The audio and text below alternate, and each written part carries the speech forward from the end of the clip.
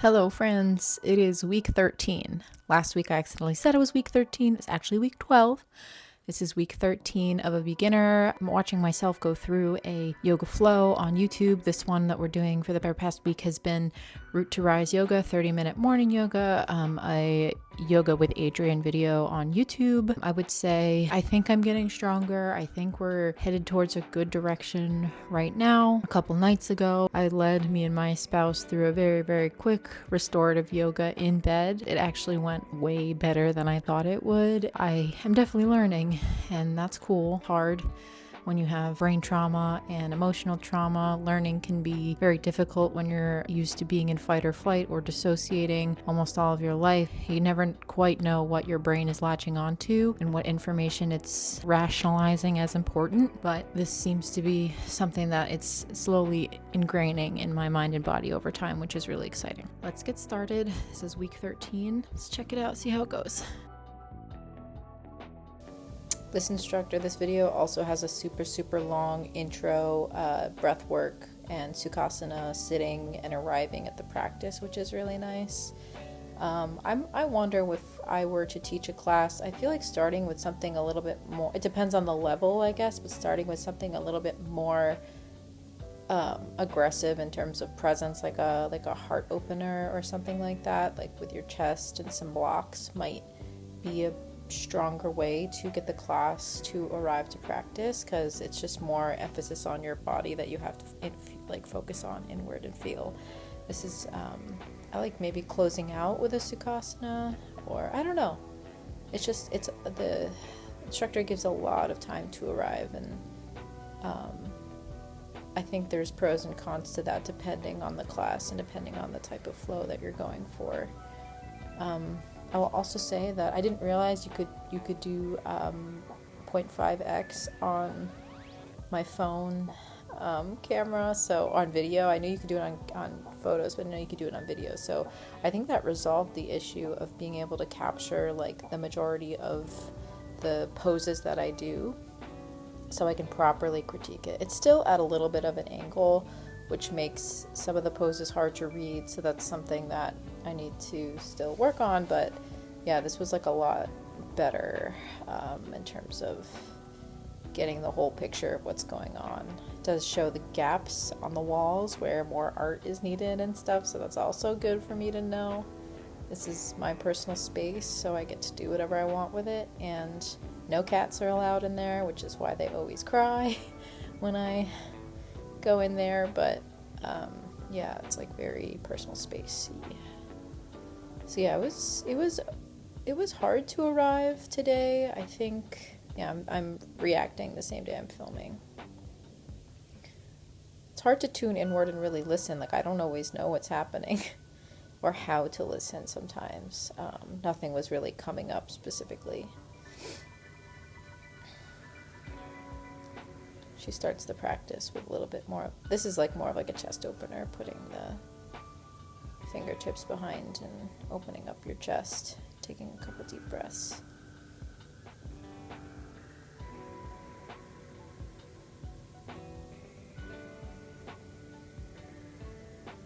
Do some eagle arms. I can't do eagle arms yet, but I'm still trying to get that flexibility. I'm like, I wonder, I don't know.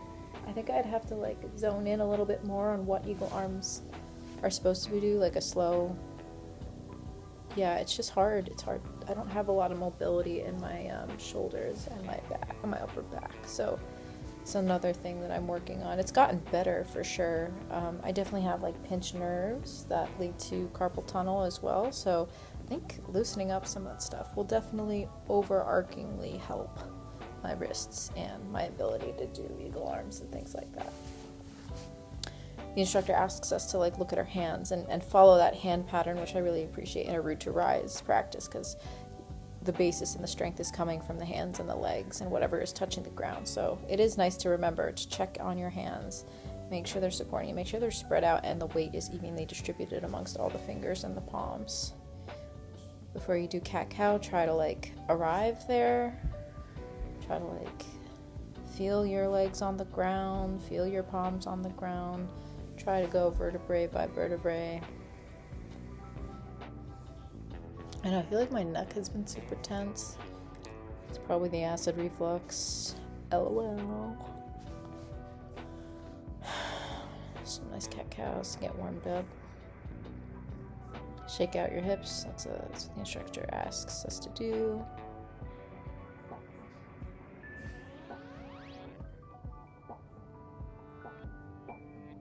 The first downward dog, honestly, not so bad. Yeah, she emphasizes making sure your elbow creases are like like the inside of your elbows are actually up towards the front of your mat, so it's hard to twist your arms. But I guess that's the proper form for it. Yeah, I had to fix my clothing. But yeah, never taking the first downward dog too seriously.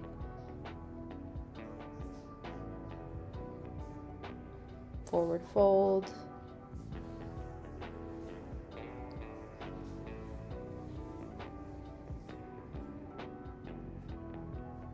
Shake your head, yes and no, shake it out. Let that jaw go. And then again, important in a root to rise practice, like really coming up from the strength of your feet and your ankles and your shins and your thighs. Look, you can actually see the whole standing pose. That's so cool. That's so great. She does have a lot of time just like getting us grounded in the pose, in the pre-pose before starting the pose, which is nice too. And just standing straight is difficult. Like, I have bad posture. She spends a lot of time kind of like correcting that. And even when you stand, you should be activating your core and tucking in your buttocks. Forward fold, exhale. Halfway lift, inhale. That looks pretty good. I'm a little bit too high, but flat back looked pretty good. Into plank.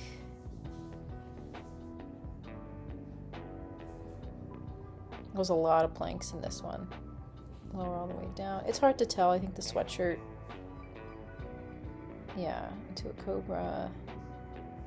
Back to plank, into downward dog. That downward dog looks pretty good, I think. Yeah, the sweatshirt's making it a little difficult to tell, but my hands are pretty flat.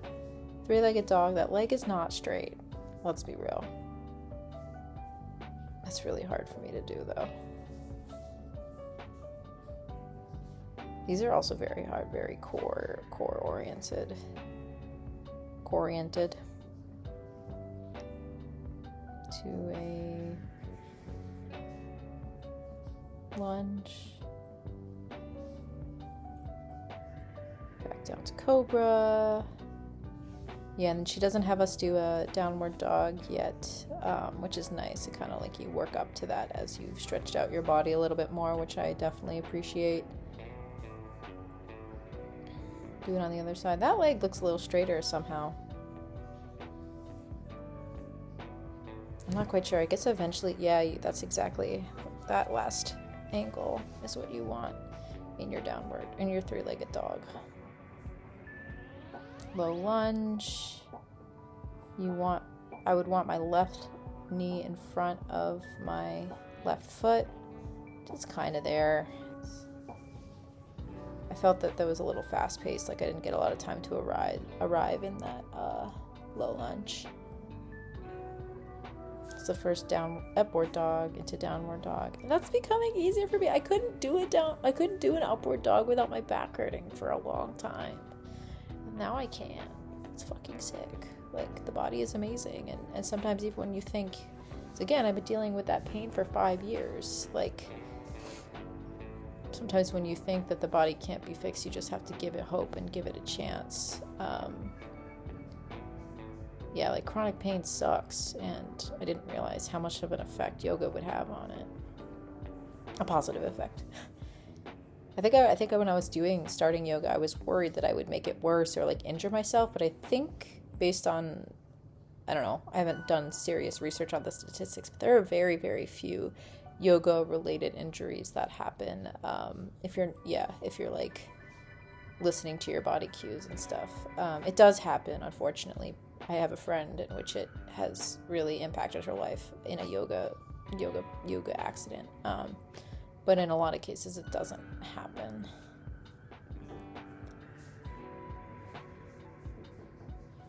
Some forward folds. Back to plank. To upward dog. Do a vinyasa flow. To downward dog.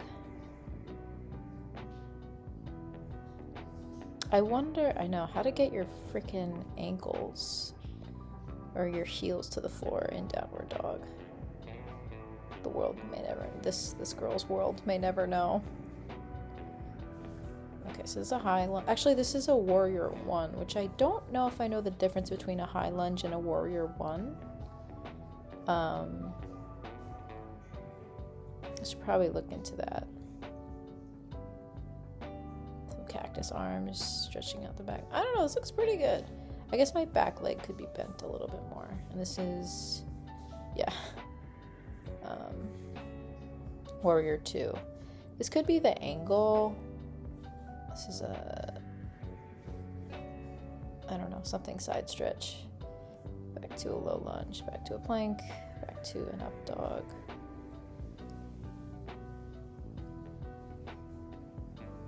And to a down dog.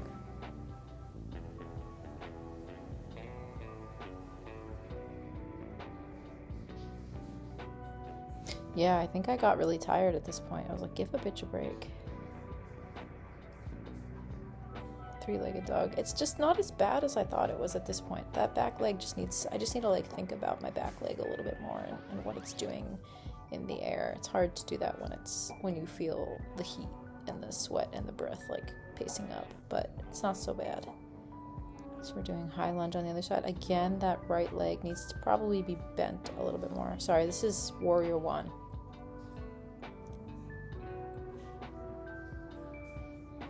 It's supposed to be warrior 1.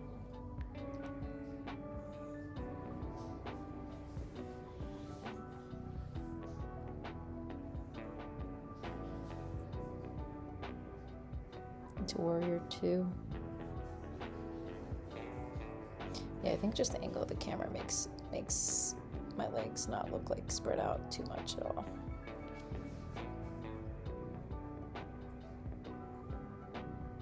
It's a side angle. Down to a runner's lunge. Into plank. Oh yeah, what is this, into boat? Or like a lotus? Locust?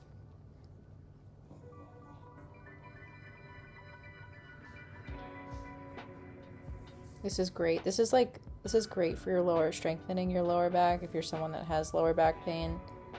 I was like literally doing similar stretches in physical therapy for it, over the last summer. So they resemble each other a lot, which makes me feel like this is legit enough to help my lower back in the long term. In addition to walking at least 30 minutes 5 times a day. Exhale, forward fold. Lots of like hinging from the hips, which is great in Root to Rise. Also, hinging from the hips was a way to strengthen my lower back when I was in physical therapy. So again, there's a lot of crossover between physical therapy for me, like how my experience physical therapy, and what yoga is. So it's 2 birds, 1 stone, lots of stretching and strengthening in a lot of cases. So yet another benefit from my experience. I had such a hard time getting my feet aligned.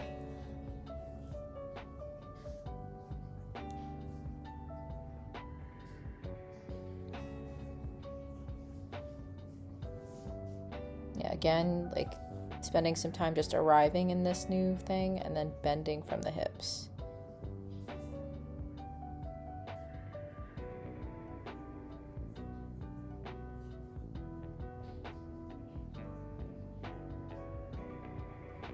Bending from the hips, not letting your back collapse. Really good. And you start as soon as like kind of just want to go to the edge of the stretch where you feel it in the back of your thighs and hips.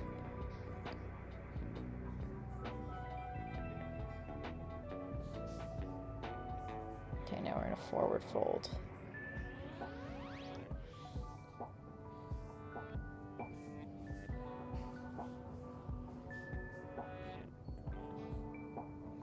Yeah, I don't have a lot of luck with forward fold still. I think that's, just because years of pretty weak hip and lower back mobility. I don't know how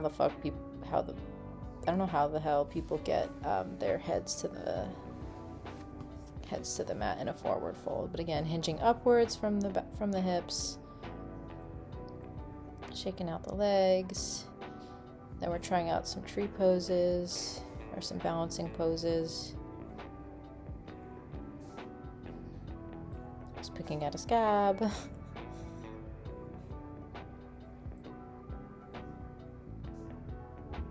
Yeah, taking it slow. Making sure whatever hip you start with or whatever leg you start with, you square those hips. So even if I'm on my right, balancing on my right foot, my left hip is low enough.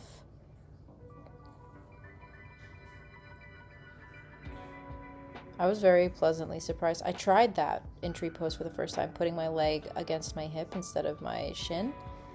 And I did it. I'm not quite sure if my foot is high enough, because when you do a tree pose, you really want to avoid putting the pressure on the knee, on the side of the knee. I think that can damage it and make the balance all the harder. Like, knees are very sensitive and need a lot of care, so you don't want to force it. But I was on both sides. I was able to lift my foot. So first of all, keep it lifted, keep it balanced, not fall, except towards the end on my left side. And then also lift my leg up higher than my shin before. So I'm pleasantly surprised with that bout of progress. Like, even just standing like that with my one leg up and balancing and not feeling like it's a chore is pretty great. Yeah, so this one, it's just harder. It's harder to keep your hips on the same plane when you're starting out, I guess. It's easier when the foot is on the shin or the lower leg.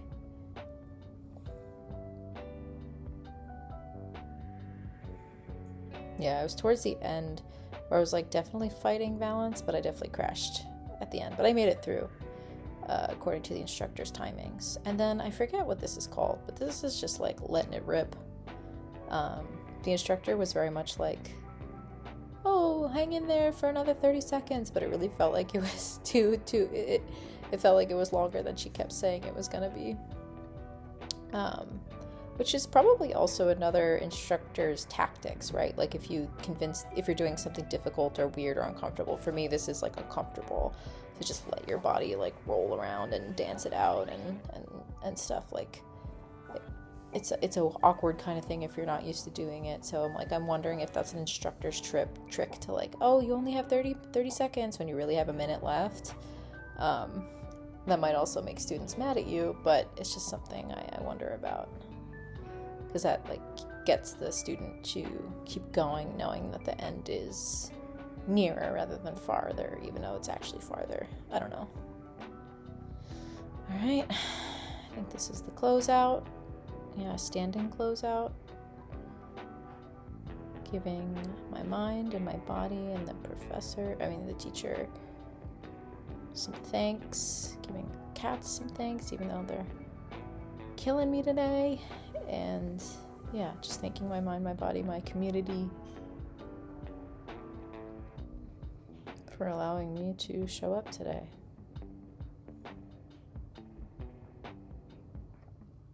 All right, good stuff. Okay, we did it. Week 13 is done.